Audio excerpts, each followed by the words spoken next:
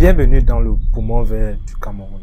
Cette région où la nature est reine abrite non seulement les plus grandes forêts du pays, mais aussi un immense potentiel agricole.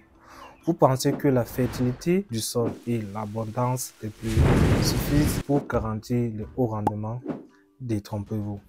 La zone forestière à pluviométrie bimodale couvre une superficie impressionnante de 165 770 km² et s'étend sur les régions du centre, sud et de l'est. Malgré ces conditions climatiques avantageuses, les rendements agricoles restent étonnamment bas. Pourquoi? Et surtout, comment exploiter pleinement ce potentiel inestimable? C'est tout de suite dans cette vidéo. Vous êtes prêts? C'est Chimay.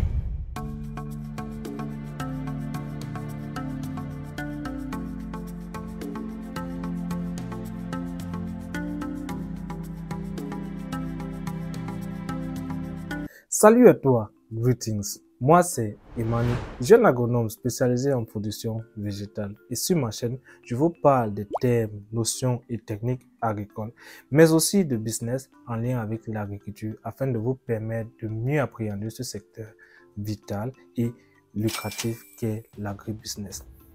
Continuons avec le même élan en découpant ce troisième numéro sur les zones agroécologiques du Cameroun en 4 pièces, à savoir une description claire et nette de cette zone, les cultures principales cultivées, les défis auxquels les agrivisionnaires font face et en dernier point, les bonnes pratiques et stratégies à mettre en place pour augmenter son taux de réussite. Commençons. Cette zone est caractérisée par un climat subéquatorial de type congo-guinéen avec des saisons sèches alternant avec 2 saisons de pluie.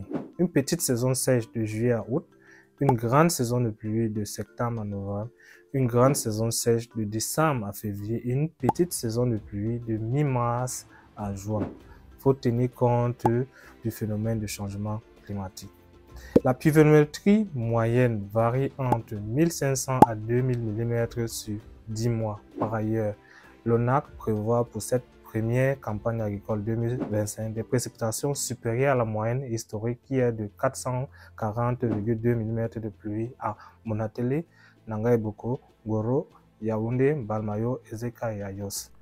Je vous conseille fortement de visiter leur site, le lien bien sûr en description. La température moyenne annuelle est de 27 degrés Celsius et l'humidité relative et moyenne est supérieure à 80%.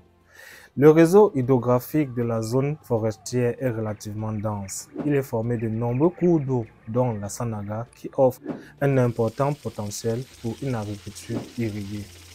Vu que nous sommes en zone forestière, les sols sont acides, avec un pH oscillant entre 5,1 et 6,5, rouges et argileux. Ils sont généralement profonds et riches en matière organique et propices pour une agriculture. Cependant, fragile une fois défriché et souvent dégradé. Arrivons au second bloc de cette vidéo.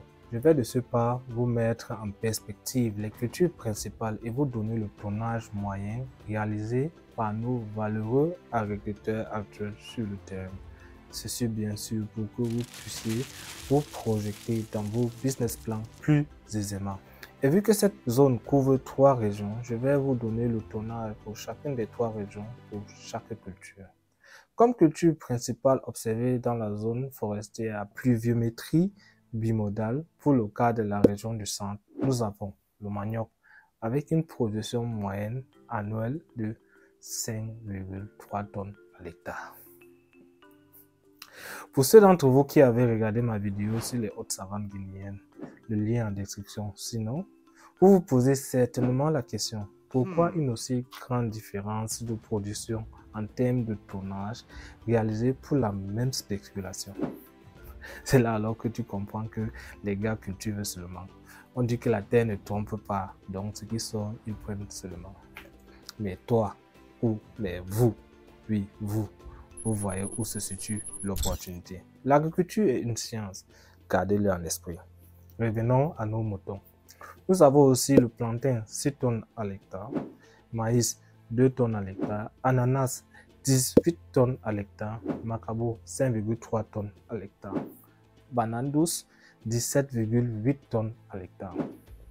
Pour ce qui est du sud et de l'est, Le tonnage réalisé pour le cas du manioc est de 15 tonnes à l'hectare au sud, 14,5 tonnes à l'est.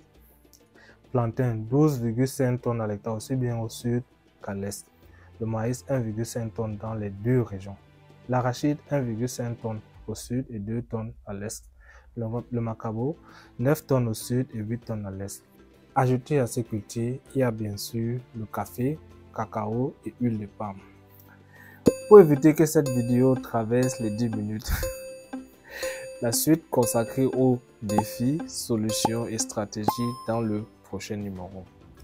Lâchez votre plus gros like, ça aide pour le référencement et dites-moi en commentaire quelles pourraient être les raisons pour lesquelles, malgré des conditions favorables aux cultures vivrières et pérennes, les rendements soient aussi bas dans cette zone agroécologique.